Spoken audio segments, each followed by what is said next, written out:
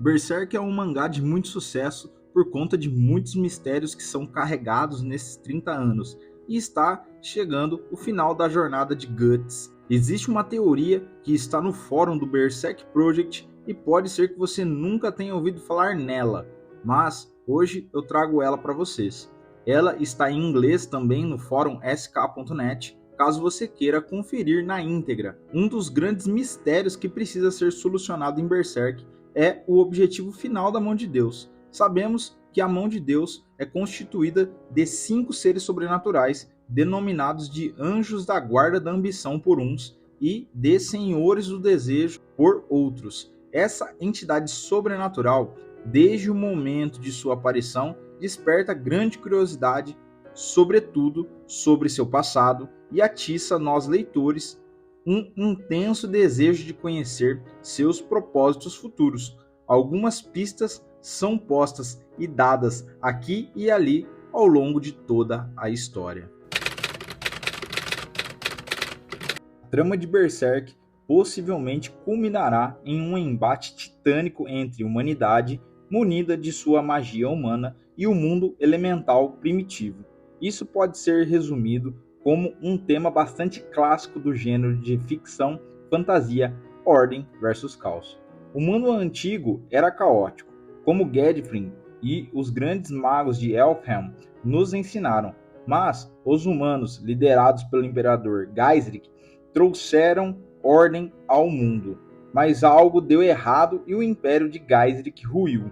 Agora o mundo está em caos novamente e um segundo império está nascendo, mas as coisas são diferentes. As forças das trevas estão por trás disso. Estou me referindo à mão de Deus e ao seu mestre, a ideia do mal. De certo que o grande objetivo dessa entidade é o controle total do mundo e da humanidade, e assim o princípio da causalidade seria absoluto. Os seres humanos seriam governados por uma quantidade finita de impulsos, sobre os quais os membros individuais da mão de Deus têm domínio e agiriam de acordo com eles de maneiras previsíveis e esperadas.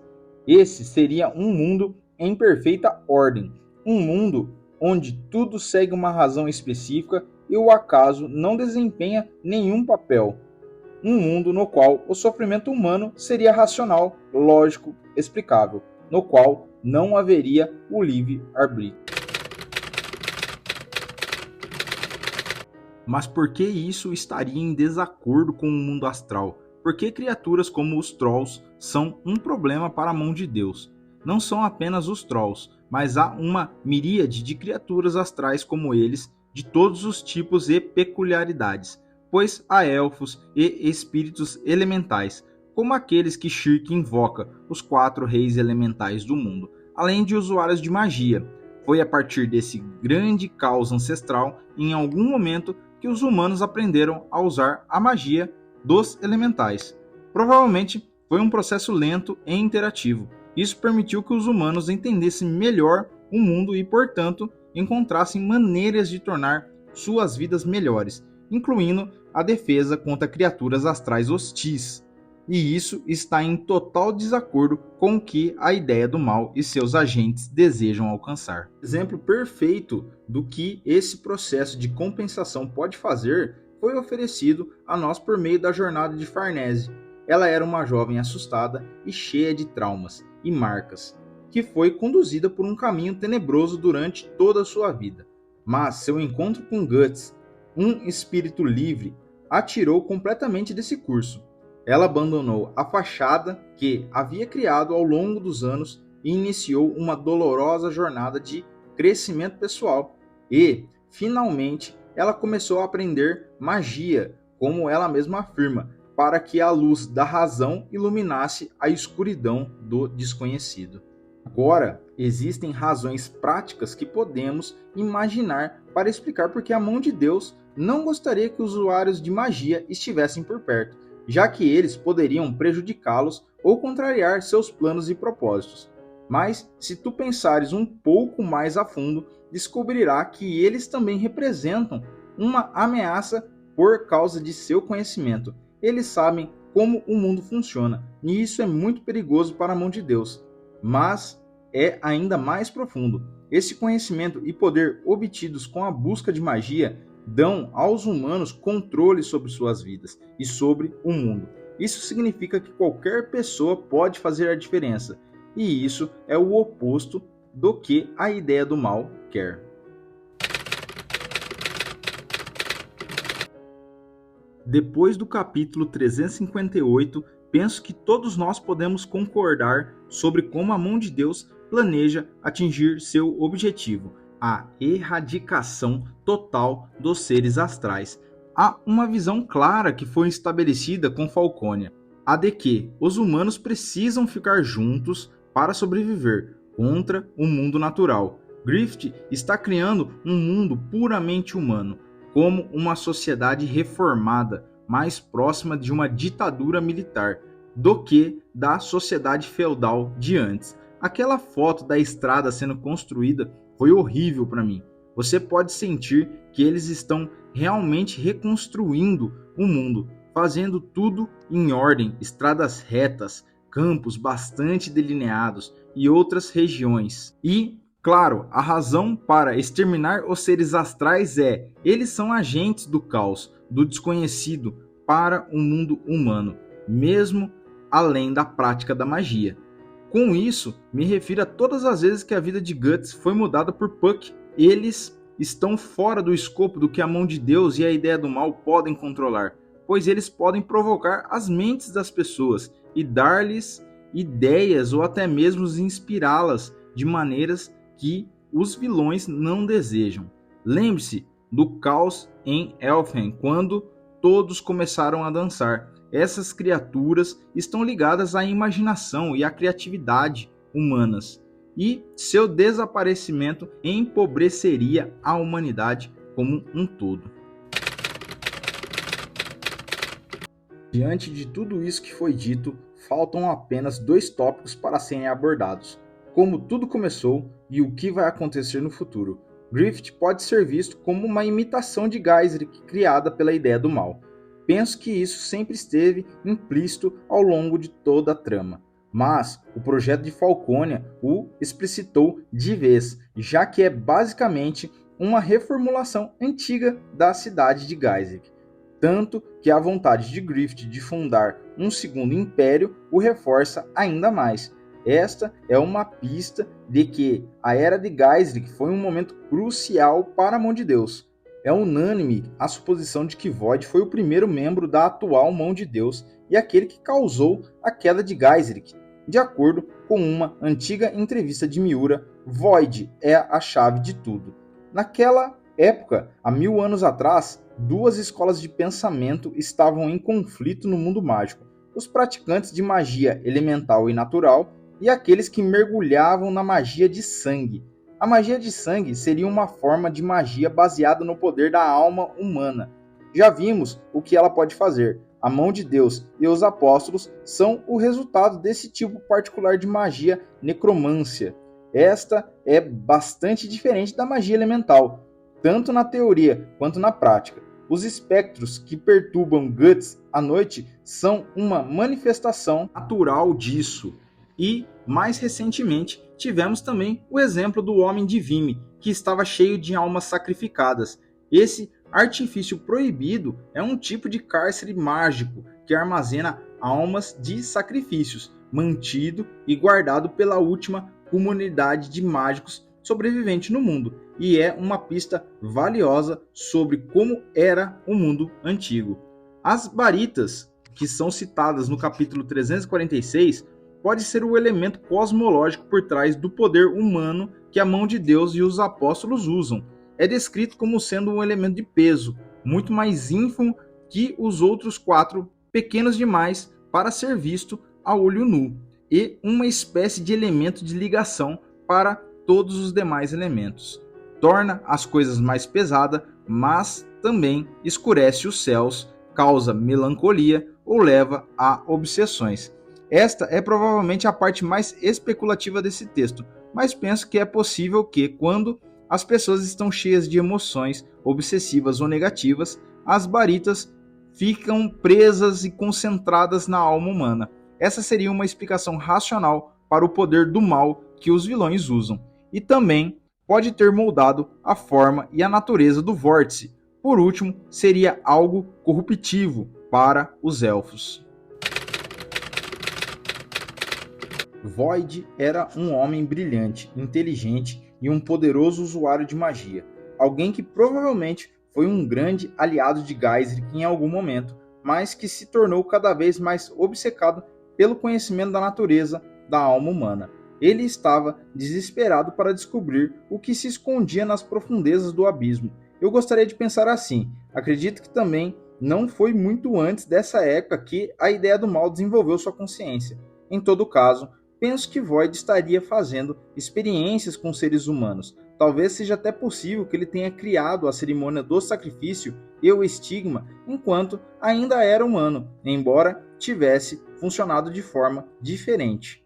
Nesse ponto, penso que Geyser, aconselhado por outros usuários de magia, o baniu de Midland. É provável também que Void fosse um grande mestre e líder de Elfham e tenha se refugiado na ilha de Skelling, criando um grande exército de homens de Vimy para deter o ataque do continente vindo de Geyser, para capturá-lo. Após ser preso e torturado, e talvez lá no fundo de sua cela, Void deixou seu corpo físico e viajou espiritualmente mais fundo do que qualquer mago viajaria antes dele, profundo e mais profundo até encontrar o Deus do Abismo e renascer. Mas como a capital do reino de Geyser foi aniquilada em uma única noite, você pode se perguntar. Ora, ainda há tantas possibilidades distintas. Eu não penso que Void necessariamente sacrificou todos lá, mas para apresentar alguns cenários possíveis, acredito que ele pode ter tido um culto de discípulos que seguiam seus métodos e ensinamentos e realizaram sacrifícios em seu nome ou que se sacrificaram. Também acredito que a antiga capital pode não ter sido destruída. A lenda diz que o reino de terror do Imperador Geyser foi varrido da face da terra em uma única noite. Isso é crível, já que Falconia apareceu do nada em um instante. Talvez o que aconteceu com a antiga capital de Midland tenha sido simplesmente o oposto disso. Talvez, quando os usuários de magia implementaram sua decisão de separar o mundo físico e astral para minar o poder da grande árvore espiritual do mundo, o mundo foi despedaçado. Algumas coisas ficaram e outras desapareceram. Talvez a cidade, estando tão perto da árvore, tenha desaparecido no mundo astral junto com ela. Quanto aos 5 anjos, penso que os magos invocaram os 4 reis elementais do mundo para ajudá-los a selar a árvore, quem sabe? E sim, eu me lembro do que está na base da Torre do Renascimento no capítulo 53. Mas isso pode não nos dar uma imagem completa do que aconteceu durante aquela noite. De todo modo, a torre em si é certamente uma chave para esses eventos. Também é possível que os 4 ancestrais da mão de Deus, vistos ao lado de Void nas memórias da armadura Berserker, tenha renascido simultaneamente a ele, ou talvez tenham sido apenas os antigos membros que já existiam antes de Void. A ausência posterior deles pode ser explicada pela morte deles, efeito da batalha deles contra o Skug Knight, da separação dos mundos real e astral, ou ainda da dissolução após cumprirem suas responsabilidades. De qualquer forma, nos milênios que se seguiram entre esses eventos e o presente, uma nova força surgiu e ascendeu. É interessante pensar que a divisão do mundo foi, em parte, responsável pela ascensão do poder da mão de Deus, pois, durante esse tempo, a mão de Deus quase destruiu o conhecimento que as pessoas tinham do antigo mundo. A prática da magia quase desapareceu e as memórias do mundo astral desapareceram e passaram a ser vistas apenas como mitos, de modo que a doutrina da Santa Sé desempenhou um papel fundamental nesse aspecto, sobretudo na parte do mundo de Berserk que conhecemos. E me parece algo que foi claramente orquestrado pela mão de Deus para preparar o mundo para a chegada de seu último membro. Portanto, agora as pessoas são impotentes contra um mundo astral porque não têm conhecimento dele e nenhum meio natural de lidar com ele. O único recurso delas é a mão de Deus e seus apóstolos. Então, o que viria após isso? Penso que já temos uma boa ideia. Griffith quer expandir seus domínios. Falconia foi além dos artesãos e entrou na indústria. Vai se militarizar ao máximo e suponho que eventualmente veremos um programa no qual soldados pseudo-apóstolos serão fabricados em massa para impulsionar o exército dele. É só uma questão de tempo. Podem ser crianças de orfanatos, estrangeiros ou criminosos, não importa. Isso vai acontecer mais cedo ou mais tarde, pois Griffith está empenhado em remodelar o mundo. Talvez quando Guts e seu grupo voltarem ao continente, eles verão uma paisagem chocante de um mundo dramaticamente transformado. Eu imagino essa disparidade gritante entre a fantasia e o império milenar do Falcão da Luz. E o conceito da ovelha branca cega também será enfatizado como uma sociedade falcônica que provavelmente parecerá estranha para os nossos protagonistas. Será interessante ver nesse contexto se as pessoas que Guts conheceu no passado estarão imunes a essa ovelha. Eu acredito que sim. Claro, os vilões não obterão sucesso, então nunca veremos seu plano totalmente realizado, mas acredito que teremos alguns detalhes concretos sobre isso em breve. Enquanto o grupo estiver em Elfen, todos os ingredientes estão reunidos: Skull Knight, Danan, os Arquimagos, o Garoto Lunar, que certamente será a chave para derrotar a Mão de Deus por causa da sua ligação com Guts e Casca, e pelo fato de ele e Fento habilitarem o mesmo corpo. Ele representa uma fraqueza única que torna Guts e Casca os únicos que podem parar o Falcão das Trevas. Como isso irá acontecer é outra história, e há uma última grande incógnita: o que os outros membros da Mão de Deus estão fazendo? Acho que também é algo que aprenderemos em breve. Fala galera, espero que vocês tenham gostado dessa teoria. Ela não é minha, como eu já disse no começo do vídeo, mas se você gostou, se inscreve no canal para ter mais teorias e notícias sobre Berserker. Ativa as notificações, deixa um like aí. Até a próxima, obrigado por assistir e fui!